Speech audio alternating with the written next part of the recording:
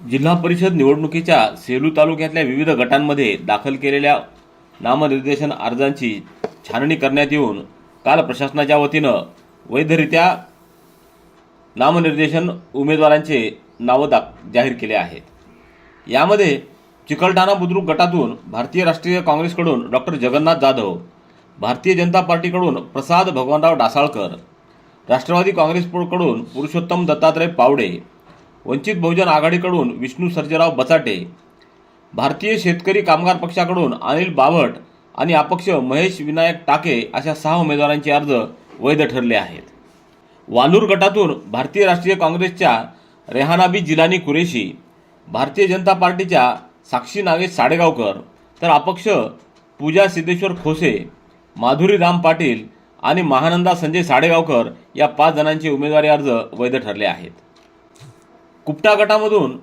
राष्ट्रवादी काँग्रेस पार्टीचे प्रकाश धोंडेबा मुळे, भारतीय जनता पार्टीच्या योगिता रणजित मोरे, भारतीय राष्ट्रीय काँग्रेसच्या रुपाली प्रसन्न सिमनगावकर,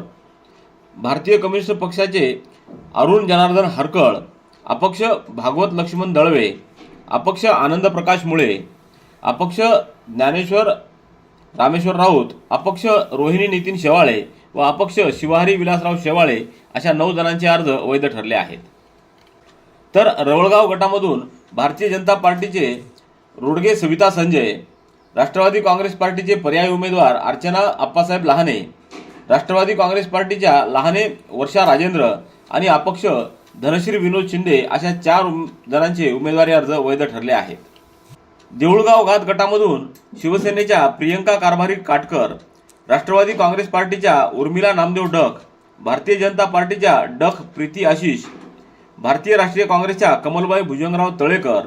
वंचित बहुजन आघाडीच्या आशामती राजेभाऊ पारवे व अपक्ष भाग्यश्री ओंकार पवार व संगीता महादेव हातकडके या 7 जणांचे उमेदवारी अर्ज वैध ठरले आहेत।